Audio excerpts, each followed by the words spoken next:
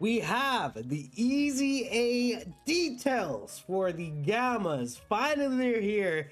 Just ignore, yesterday's stream. It was just a mistake. We all make mistakes sometimes. I blame Dokkan. They are a day late. They're really weird. Sometimes they drop at 48 hours ahead of time. Sometimes it's only 24 hours, but we're only 24 hours away from these guys being in game officially. And again, we have Gamma 1 and Gamma 2 to be tweeted very soon. But let's take a look here at Gamma 1, man. This guy is the defensive one of the two, so he might end up being potentially better. Let's see what this character is doing here. So again, I'm very excited. These guys were really good on release. So wow, look at that. 150% attack and it guards all attacks now for 6 turns. That's a pretty big difference from 4 turns. That's a whole extra turn that this guy's able to have his guard up, which is really nice actually. 6 turn guards. That's pretty much like every single short fight will not, like, I don't think any of these short fights right now last beyond 6 turns, like 6-7 turns or so. Oh my goodness, the comment section now, right? But and 150% attack is nice, but I think that 6 turn extension is really good. Oh wow, okay, so he has 250% attack and defense. Now he has a baseline 40% damage reduction.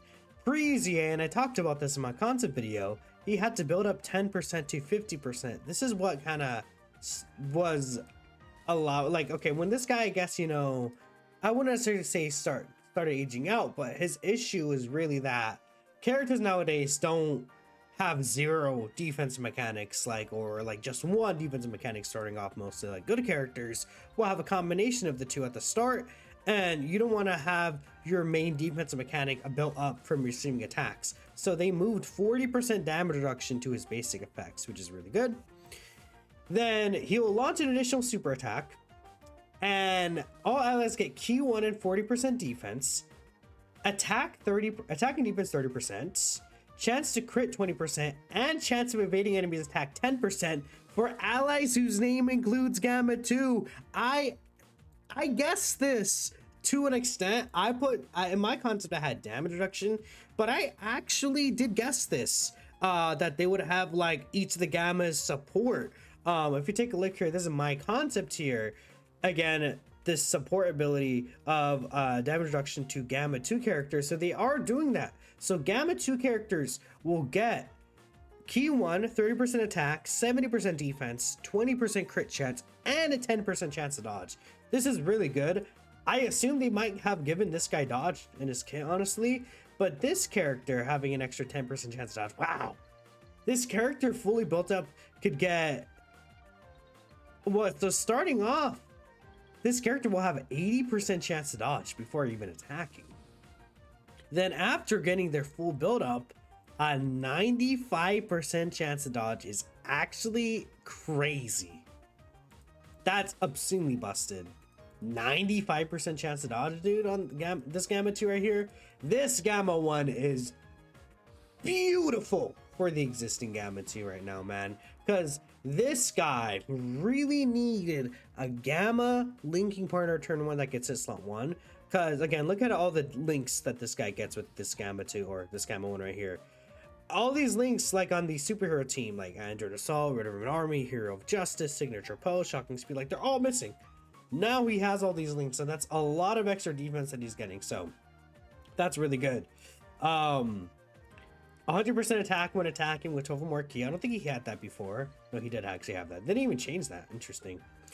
For every attack received, 100% attack and defense up to 200%, then 10% damage reduction up to 20%. Wow, okay, so this guy has guard plus 60% damage reduction after receiving just 2 attacks. Then after receiving 4 attacks in battle, a 70% chance to crit. Then he has a 2-turn scouter for 2 turns from his next attacking turn. What? He just has a free 2-turn scouter, like later on in the fight, basically? Hello? Is that not really good? Wow, that's actually really good. Just a guaranteed 2-turn scouter, man. Okay. We do love that. When receiving an unarmed super attack, 70% chance to counter or nullify and counter it. Then from the 5th turn from his entrance turn, he will guarantee nullify and counter unarmed supers, which, you know, we'll take that. This guy's really good. Yeah. 200% multiplicative stats there. That used to be 100%. He gets 200% here. He has extra 10% reduction. Then all the extra support on top of that. Dude, what if Gamma 2 gives damage reduction to Gamma 1 characters? That's not gonna happen, right? Is it gonna give damage reduction? Is Gamma 2 gonna give damage reduction, dude? I need to read Gamma 2. Actually wait, there's a little more too. The super attack effect. Let's see here. 1 turn greatly raises attack and defense and then immense damage. Okay. That's good. That used to be just a normal one. 30% one. So let's see what Gamma 2 is doing here. Dude. I mean, we'll see. Okay. Defense 150%. Launches 2 additional attacks, each of which have a 70% chance to be super for 6 turns.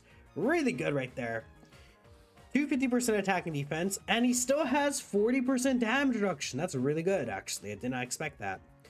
50% chance to dodge. All allies key 2 and 40% attack. Then 30% attack and defense, and he gives damage reduction to Gamma 1 characters, dude. You know, that includes this guy. Dude. Okay. 10%. Then you get this 58%. That's 68% reduction. 78% reduction against supers. With this Gamma 2 rotation, that's 88% damage reduction against any super attack. And then against unarmed, he has like 108%, sure, right? But this guy has 88% damage reduction plus guard against any super for the first 3 turns. Then with Gamma 1, well, this guy has 20% here, 20%, and 30%. That is 80% reduction against Ki Blast supers with this guy. And this Gamma 2 supporting. Damage reduction support, man, is really good. And that's also applicable to Gamma 1 right here. So this guy could get guard and 70% reduction. Or, you know, even after his guard runs out, he still has 70% reduction. That's really strong. That's really, really good. And he's actually going to be doing a lot of damage too, is he not?